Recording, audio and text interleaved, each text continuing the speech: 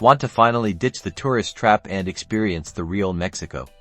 It all starts with booking your visa appointment, and I'm going to show you exactly how. First, head to the official website of the Mexican embassy or consulate responsible for your region.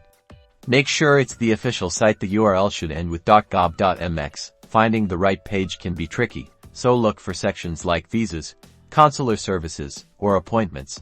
Next, you'll likely need to register for an account within their appointment system. Provide a valid email address. This is crucial, as confirmations and updates will be sent here. Create a strong password and answer the security question. Now, log in and navigate to the appointment booking section. You'll see a calendar. Available dates are usually highlighted. Choose a date and time that works best for you. Be aware that popular dates may fill up quickly. After selecting your date, carefully review the appointment confirmation page. This will show all the details, including the time, location, and most importantly, a list of required documents.